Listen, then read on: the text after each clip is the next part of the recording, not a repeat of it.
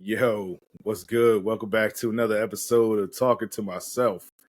Yo, it's been a minute.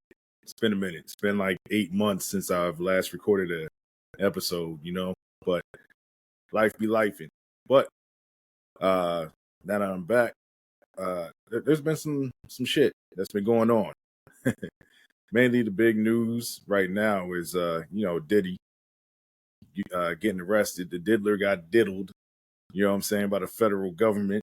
So as of right now, he remains in federal custody ahead of his trial on racketeering, conspiracy, and sex charges after his lawyers failed Wednesday to appeal uh, to appeal the judge's decision to deny him bail. Which, in my opinion, the judge did the right thing because this man is clearly a menace. He's a menace to society out here. He's a menace in these streets. And even though he tried to strike a deal, he was like, I put up 50 million for the bail. One house for his is worth 48 million. I'm like, dog, this is how you know. This is how you know you was out here fucking up. You was out here doing some wild shit. Okay. You had a house that you was ready to put up for cash just in case you had to bail yourself out. And then you just gonna put up your mom's house. Put up your mom's house for the other 2 million. So that's 50 million right there. Surrender your passport, your kids' passports, your mom's passport. You know what I'm saying? Like, you fucking up everybody else's life just because you want to be out here living on reckless and wild and having freak offs and beating niggas up and fucking God knows what else that you did that you were being accused of. We ain't really gonna know, to the extent of this stuff until the trial actually starts. So yeah, he's facing all those charges. I believe the racketeering conspiracy charge has 20 actually is the maximum sentence is life. Then you got, I think, sex trafficking is like 15 thing to engage a prostitute, and what was the other one? Sex trafficking charges. And like one of them other charges like 10 years. So you're looking at like 25 to life, my guy. You know what I'm saying? So they're saying he created and ran a criminal enterprise through his business empire that engaged in crimes including sex trafficking, forced labor, kidnapping, arson, bribery, obstruction of justice, according to this federal indictment. So they got my man's out here doing some wild shit. And don't forget, he could possibly be implicated with the Tupac murder as well, because that's always been a conspiracy out there ever since like Pac died, ever since he was gunned down. And my conspiracy theory I've always had was pretty much like in retaliation to that, I think Big died for no reason.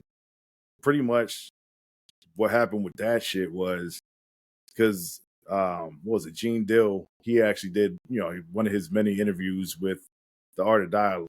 Was it the Art of Dialogue on YouTube? But pretty much he explained that, when they pulled up to the light, if anything, I guess like they had a procedure. If anything should go wrong at a stoplight, you just run that red light. So pretty much Diddy made sure he ran that red light. Big's driver didn't. So I guess they were like, all right, if we're going to try and get Puff, he probably dashed in that car. So what we're going to do is we just going to get this car right here. Just happened to be Big. And they just let off four in the driver, but in the passenger door, hit Big 4 times. He died. So I just think that Big died for no fucking reason. He died. Well, really, he really did die for no reason. But it was, he paid for Puff's sins because Puff was on some bullshit. Because it was rumored that he never really liked Tupac anyway, and he wanted to be like Big's best friend. But in the beginning, Big and Pac, once they got to know each other, like they became really good friends.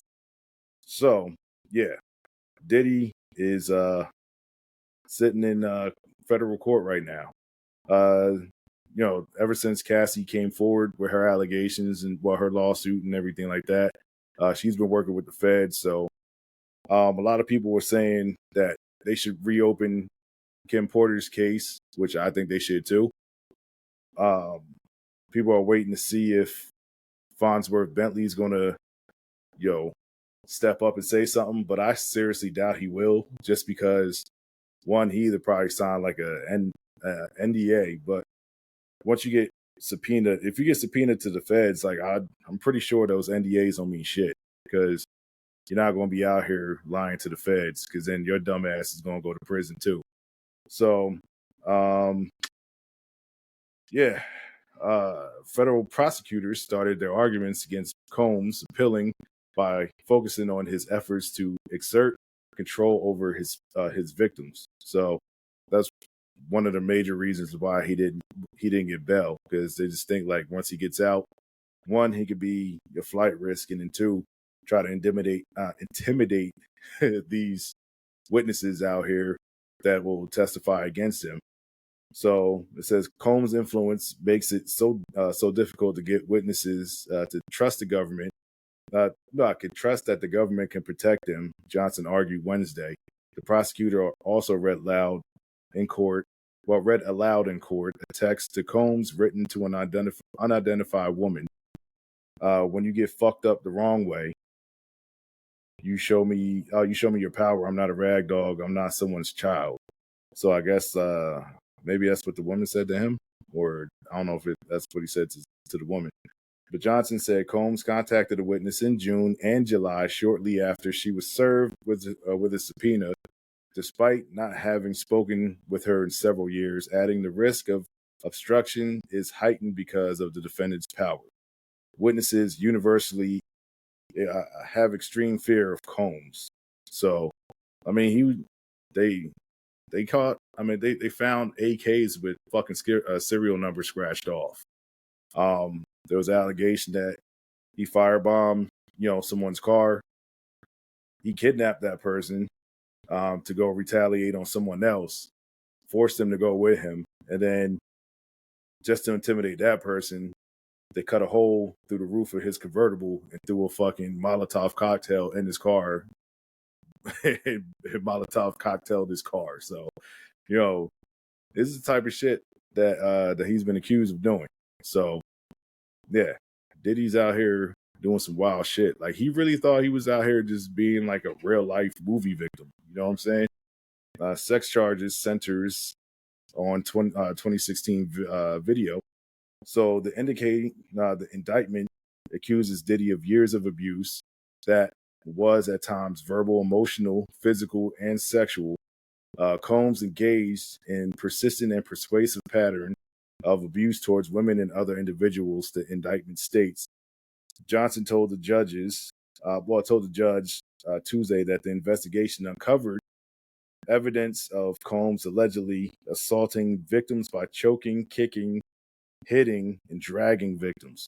So the physical abuse in particular was reoccurrent and widely known.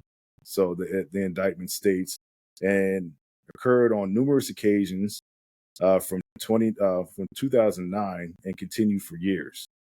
So the sex trafficking charge is based on allegations against a single victim, unnamed. I guess they call him Victim I.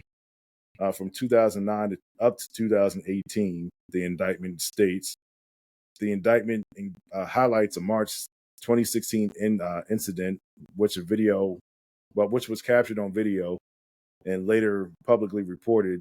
Combs kicking, dragging, and throwing a vase at a woman, which turned out to be Cassie, in a hotel. Combs bribed the hotel staffers, or the hotel. He attempted to bribe them for their silence. The indictment adds as well. So in November 2023, Cassie Ventura sued Combs and accused him of rape and years of abuse. In a response, an attorney for Combs has vehemently denied these offenses, which turned out to be false. So pretty much, his lawyers. I mean, money talks. So, and everybody has their day in court, but his lawyers know goddamn well he's going to jail. So The only thing that they could really do, in my opinion, is negotiate, I guess like the years that he's going to do in prison, because he's going to prison. They got all this shit. Like the feds don't come after you unless they got a slam dunk case. Like their prosecution rate is like 95%. So once the feds come after you, they know. They got that case against you. And ain't shit that you could do, really. Ain't nothing that you could really do. You could just sit there, shake your head, be like, yo, I was wilding. I was wilding. I was a bad boy. No pun intended. And I didn't think that this shit was going to catch up to me because, like, think about it. Like, he had between, I don't know if they found, like, some of the, but nah, because they found, like, the 1,000 bottles of baby oil and lube and the AKs and shit, like, at the Miami house. So maybe that's where he was doing all the dirt, and the LA house was, like, a decoy house. Like, I don't fucking know. Because they, according to his son, which Christian Combs is the only one that I can be like, yo, for sure, yeah, take that motherfucker passport. He's a flight risk too, because he act just like his dad. So it wouldn't surprise me if he's somewhere like, you know what I'm saying, like in this indictment too. The other kids, I give him a pass. Albie Shore's son, Quincy, I don't look like from the outside, I don't think he got involved with that shit. Like, he's like trying to do his own shit. So, but we'll see what happens, man. Like, yeah, Diddy was wilding. That's all I could fucking say. That's all. I never really liked him, like just for the fact that he was known for like not paying his, his artists. So he was always like, lowballing people and not trying to pay him their money and owning people's royalties and their publishing and everything like that. But like, once his other shit came out, I'm like, yeah, this dude really is a piece of shit, dog. Like, he's a super piece of shit. So I can't wait to see what happens with this trial, man. And hopefully it's not like a big ass spectacle like the Young Thug trial, because like every time I turn on Twitter, like they got a new mixtape or they got a new highlight of like some wild shit that's going on in the Young Thug case. So, but I will say, the funniest shit that I seen today though was the Lox Money, Power, and Respect album actually went platinum around, like the timing of this shit is funny as hell. Like it finally goes platinum when Diddy goes like, when he gets arrested. So that shit is funny within itself to me. I guess it's like poetic justice because, he was that was like one of the biggest cases of him like not trying to pay his artists, and Lox was really ready to go to war. They was ready to go to war for their publishing. And I'm glad that they got their publishing back and everything like that. So, I mean, they even fucking around and I guess like interviewed Shine and Shine touring to Diddy too. No Diddy. He was like, he pretty much said, he ruined his life, which he pretty much did. Like, Shine actually took the rap. He took the fall for Diddy in that club shooting. So if Diddy actually goes to prison for that shit, he's not able to run amok for, years after, decades after that shooting. Because it was like, 99. That was 99.